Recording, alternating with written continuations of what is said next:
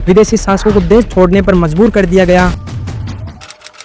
मोहम्मद अली जिन्ना ने इस प्रस्ताव का विरोध किया।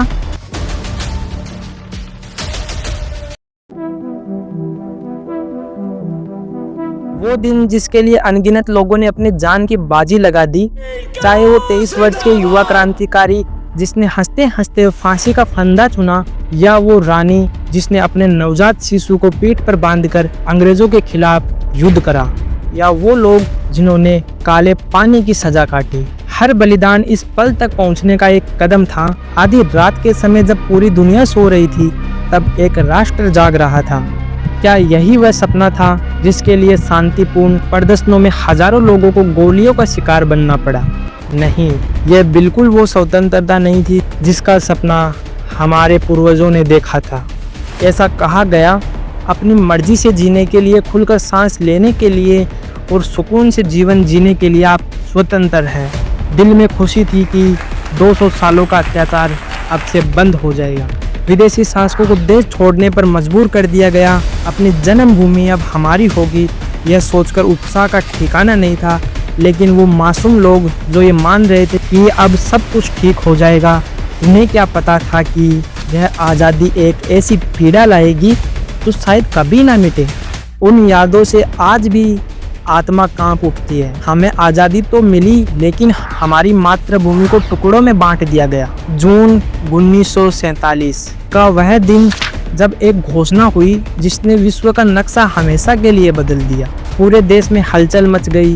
कल तक जो लोग सोच रहे थे कि आप खुलकर जी सकेंगे, आज उनके घर, उनकी यादें, उनकी वो गलियां जहां पर उनका बचपन बीता था, सब कुछ दूसरी सीमा की ओर चला गया। एक और दिल्ली में जवाहरलाल नेहरू, उस समय प्रधानमंत्री, जो दिल्ली में हिंदुस्तान का झंडा फहरा रहे थे, और वहीं दूसरी ओर कराची में एक झंडा लहराया मोहम्मद अली जिन्ना ने। और इन दोनों के बीच 1.5 करोड़ लोग भूखे नंगे सड़कों पर भटक रहे थे। वे एक यात्रा पर निकल पड़े, अपना घर, अपनी मिट्टी छोड़कर। एक ऐसी यात्रा जिसे 78 साल बाद भी पढ़कर रोंगटे खड़े हो जाते हैं। एक सवाल मन में एक बेचैनी पैदा करता है, हमारा देश टुकड़ों में क्यों बट गया? उन 1.5 करोड़ मासूमों का क्या दोष था जो स्वतंत्रता के सुनहरे सपने देख रहे थे? उनके लिए यह आज़ादी का सपना केवल सपना ही रह गया। इस आज़ादी में उनका सब कुछ छीन लिया गया, और अंत में उनकी जान भी। इस बंटवारे के पीछे कौन था? इसका क्या कारण था? एक अच्छी खोजबीन के बाद मैं आज आपके सामने ये पूरी भयभीत कर देने वाली कहानी को प्रस्तुत करूंगा। बंटवारे की दर्दनाक गाथा। सदियों से भारतीय उपमहाद्वीप व्यापार का केंद्र था। रेशम, मसाले, रत्नों का व्यापार यहाँ से हुआ करता था। 610 ईस्वी के आसपास दूर के मुल्कों से एक नया धर्म आया। 629 ईस्वी तक केरल में एक मस्जिद बन गई जो भारत की सबसे पुरानी मस्जिद थी, जिसका नाम था चेरामन जुम्मा मस्जिद। यह इस्लाम का पहला कदम था, व्यापार के जरिए, न कि तलवार के। लेकिन यह बात साउथ इंडिया की थी, लेकिन नॉर्थ इंडिया में कहानी कुछ अलग ही थी। 711 ईस्वी में एक 17 वर्ष का सेनापति मोहम्मद बिन कासिम, उसने सिंध के राजा दाहिर को हराकर उत्तर और पश्चिम को अपने कब्जे में लिया। इसे इस्लाम का प्रवेश द्वार कहा जाता है। लेकिन वास्तव में आप अगर सोचें तो हजारों साल पहले जो घटना हुई उसको आज विचार करके लिखना क्या कितना हद तक सही हो सकता है? इसी बात पर बहुत सारे इतिहासकारों में आपसी मतभेद भी हैं। अगले 200 साल में और अंदर आने की कोशिश हुई, लेकिन ज़्यादा सफलता उनको नहीं मिली। 1001 ईस्वी में मोहम्मद गजनवी आया और पंजाब पर कब्जा किया। फिर 1192 में मोहम्मद गौरी ने पृथ्वीराज चौहान को तराइन के दूसरे युद्ध में हराया। इससे दिल्ली सल्तनत की नींव पड़ी, जो 300 साल तक चली। 1526 में बाबर आया और 21 अप्रैल 1526 को पानीपत के प्रथम युद्ध में उसने इब्राहिम लोदी को हरा दिया, और वहां से शुरू हुआ मुगल एम्पायर। इस वंश ने इस भूमि को आकार दिया। इस्लामी संस्कृति को स्थानीय संस्कृति में मिला दिया गया। अब सवाल खड़ा होता है कि आखिर लोगों ने फिर धर्म परिवर्तन क्यों किया? कुछ कहते हैं सूफी संतों के उपदेशों ने आकर्षित किया। इसमें कुछ लोगों का कहना है कि उन्होंने जाति व्यवस्था से छुटकारा पाने के लिए धर्म अपनाया, जबकि कुछ का कहना है कि उनको तलवार के दम पर धर्म परिवर्तन करवाया गया। अगर जबरदस्ती इतनी होती तो क्या आज भी इतने हिंदू यहाँ होते? 1871 की जनगणना से पता चलता है कि 79% हिंदू और 21% मुसलमान भारत में थे। सदियों तक साथ रहे तो फिर 20वीं सदी में ये देश क्यों टूट गया?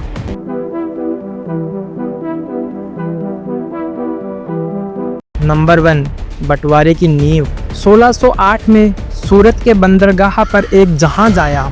ईस्ट इंडिया कंपनी व्यापार के लिए आई थी, लेकिन उनकी नज़र हिंदुस्तान की दौलत पर थी, न कि व्यापार करने पर। मुगल साम्राज्य कमज़ोर पड़ रहा था और अंग्रेज़ों ने धीरे धीरे भारत पर नियंत्रण हासिल कर लिया। 1835 में लॉर्ड मैकाले ने अंग्रेजी शिक्षा का अधिनियम लागू किया, जिसमें स्थानीय भाषाओं और परंपराओं का अपमान किया गया और इंग्लिश को एक श्रेष्ठ भाषा के रूप में उजागर किया गया। लोगों ने इस बदलाव को अपनाया, अंग्रेजी सीखी और औपनिवेशिक व्यवस्था में नौकरियां पाई।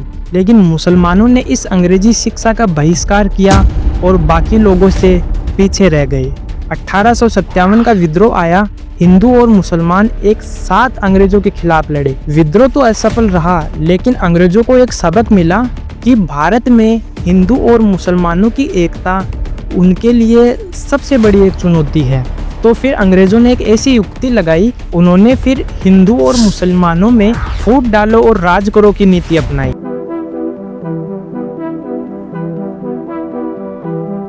सर सैयद अहमद खान ने अपनी कौम की दशा देखी।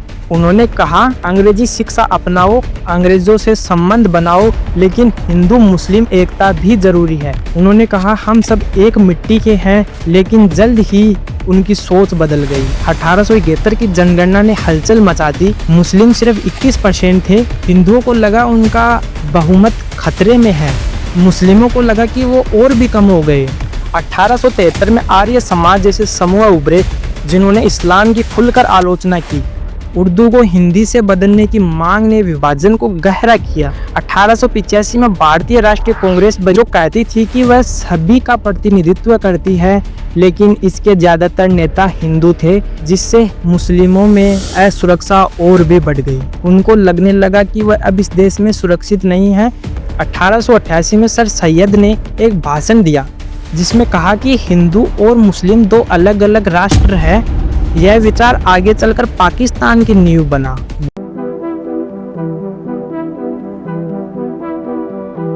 उन्नीस 1903 में अंग्रेजों ने एक ऐसा खेल खेला जो था बंगाल का विभाजन। ईस्ट में मुस्लिम्स और वेस्ट में हिंदू बहुमत, दो अलग अलग भागों में बांट दिया। पहले दोनों समुदायों ने विरोध किया, लेकिन लॉर्ड कर्जन ने मुस्लिमों को विकास का लालच देकर उनका मसीहा बनने का ढोंग किया। मुस्लिमों ने बंटवारे का समर्थन किया, लेकिन वहीं हिंदुओं ने इसका जोरदार विरोध किया। विरोध में हिंदू त्योहारों का ज्यादा इस्तेमाल हुआ, जिससे मुस्लिम अलग थलग पड़ गए। रविंद्रनाथ टैगोर ने आमार सोनार बांग्ला लिखा, जो आज बांग्लादेश का राष्ट्रगान है। वहीं 1906 में अखिल भारतीय मुस्लिम लीग बनी। उसी साल एक प्रतिनिधि मंडल ने वायसराय से मुलाकात की और अलग निर्वाचन क्षेत्र की मांग की, मतलब कि वहां पर नेता भी मुस्लिम होगा और उसको चुनने वाले भी सारे मुस्लिम ही होंगे। अंग्रेज मान गए और अलगाव का बीज बो दिया, क्योंकि अंग्रेज तो चाहते ये थे कि हम इनमें भेदभाव करें और फिर इनमें आपसी मतभेद हो। 1909 में मार्ले मिंटो सुधार ने अलग निर्वाचन क्षेत्र को कानूनी बना दिया। बाद में जो 1905 में बंगाल का विभाजन हुआ था, वो 1911 में फिर से एक हो गया, लेकिन नुकसान हो चुका था। मुस्लिमों को लगा उनके साथ धोखा हुआ है, जबकि हिंदुओं को कुछ ऐसा लगा। उन्होंने अंग्रेजों पर जीत हासिल कर ली, उन्होंने अपनी बात मनवा ली। मोहम्मद अली जिन्ना जो कांग्रेस में थे, 1913 में मुस्लिम लीग में शामिल हो जाते हैं। 1916 में लखनऊ समझौते में कांग्रेस और लीग ने अलग निर्वाचन क्षेत्र और मुस्लिम सीटों पर सहमति जताई। एक छोटी सी उम्मीद जगी, लेकिन 1920 के दशक में सब कुछ बदल गया। 1920 में गांधी जी के असहयोग आंदोलन ने खिलाफत आंदोलन को जोड़ा। जिन्ना को धर्म और राजनीति का मिश्रण पसंद नहीं था, इसलिए 1920 में वे कांग्रेस छोड़कर मुस्लिम लीग के साथ रह गए। 1928 में नेहरू रिपोर्ट ने अलग निर्वाचन क्षेत्र खत्म करने की बात की, लेकिन जिन्ना ने अपने 14 सूत्र दिए, लेकिन कांग्रेस ने उन 14 सूत्रों को खारिज कर दिया। दोनों दल अब एक दूसरे के विपरीत बन गए। 1930 में अल्लामा इकबाल ने एक भाषण दिया जिसमें एक मुस्लिम बहुल्य राज्य की बात की, लेकिन भारत के भीतर 1933 में एक छात्र चौधरी रहमत अली ने पाकिस्तान शब्द दिया।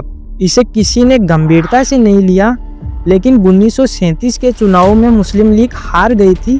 कांग्रेस ने ज़्यादातर प्रांतों में सरकार बनाई और कांग्रेस के जीतने के बाद मुस्लिम लीग ने धार्मिक और सांप्रदायिक बयानबाजी थोड़ी तेज कर दी। सेकेंड वर्ल्ड वॉर ने सब कुछ बदल दिया। कांग्रेस ने युद्ध के खिलाफ इस्तीफा दे दिया।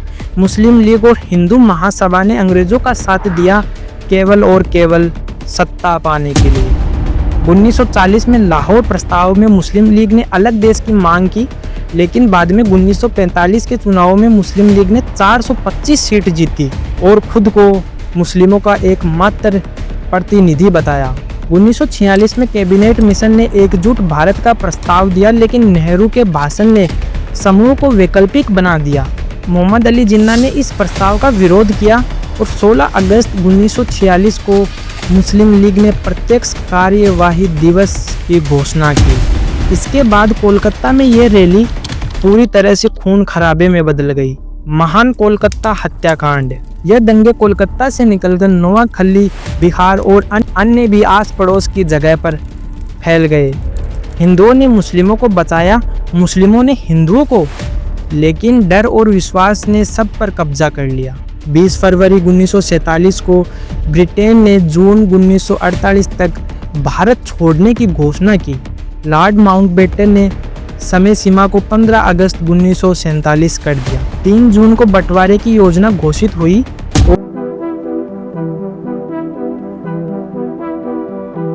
और सर सिरिल रेडक्लिफ, जो कभी भारत आया भी नहीं, उसने भारत देखा तक नहीं, उसने 5 सप्ताह काम कर हिंदुस्तान और पाकिस्तान का बॉर्डर खींच दिया। 14 अगस्त 1947 को पाकिस्तान का जन्म हुआ।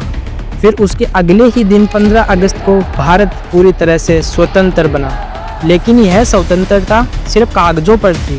1.5 करोड़ लोग घर छोड़कर निकल पड़े, कुछ पाकिस्तान से इन भारत की तरफ और कुछ भारत से पाकिस्तान की तरफ। ट्रेन लाशों से भर गई। महिलाओं पर सबसे ज्यादा अत्याचार हुआ। लगभग 80,000 महिलाओं को किडनैप कर लिया गया, बाजारों में उनको बेच दिया गया, उनके साथ हर हद पार की गई। गांव जलाए गए, परिवार बिखर गए। एक रेखा ने सब कुछ अलग कर दिया। गांधी जी 78 साल की एज में शांति के लिए उपवास पर बैठे। 18 जनवरी 1948 को जब 100 नेताओं ने शांति का वादा किया, तब उन्होंने उपवास तोड़ा, लेकिन 30 जनवरी को नाथूराम गोडसे ने उनकी छाती पर 3 गोलियां बैक टू बैक उतार दी। जिन्ना 11 सितंबर 1948 को चल बसे। चौधरी रहमत अली, जिन्होंने पाकिस्तान शब्द बनाया, 1951 में उनका भी निधन हो गया। चिंतन और सबक। बंटवारा एक निर्णय नहीं था, बल्कि 100 सालों की गलतियों का परिणाम था। अंग्रेजों की फूट डालो और राज करो की नीति, नेताओं का धर्म का दुरुपयोग और विविधता को एक ताकत न समझना। पाकिस्तान का निर्माण मुस्लिमों को बचाने के लिए हुआ, लेकिन वहीं हिंसा का कारण भी बना। भारत ने धर्मनिरपेक्षता अपनाई और भारत के हर एक क्षेत्र में मुसलमान दिन पर दिन उभर रहे हैं। लेकिन क्या पाकिस्तान में हिंदुओं की हालत आज वही है? नहीं। पाकिस्तान बनने के बाद ही वह सांप्रदायिकता के आधार पर अलग था। उन्होंने भारत की तरह कभी धर्मनिरपेक्षता अपनाई ही नहीं। उन्होंने सिर्फ मुस्लिम धर्म को ही ऊपर रखा और बाकी धर्म को उन्होंने कमजोर माना। वहाँ पर आज़ादी के समय कितने मुसलमान थे और आज कितने हैं, और आज़ादी के समय वहाँ पर हिंदू कितने थे और आज हिंदू कितने हैं। इस पूरे मुद्दे को समझने के बाद हमें एक सबक मिलता है कि विभाजन ही सब कुछ नहीं है। विभाजन से कुछ हासिल नहीं होता है, जो जैसा था वो उससे भी कमजोर होता चला जाता है। डर, गर्व और सांप्रदायिकता केवल छल कपट के हथियार है। नेताओं को स्कूल, अस्पताल, नौकरियां देनी चाहिए, नफरत की दीवारें नहीं खड़ी करनी चाहिए। हमें जवाब मांगना होगा कि धर्म हमारा एक निजी है, कोई राजनीति करने का कोई खिलौना नहीं। हम मूर्ख नहीं हैं, हम सही गलत देख सकते हैं। इसलिए किसी भी नेता को जीतने के लिए किसी भी धर्म का सहारा लेना पड़े, वो बहुत ज़्यादा गलत है। आपने इतना कीमती समय निकालकर यह कहानी पूरी सुनी, इसके लिए धन्यवाद। अगली कहानी में मिलते हैं। राम राम।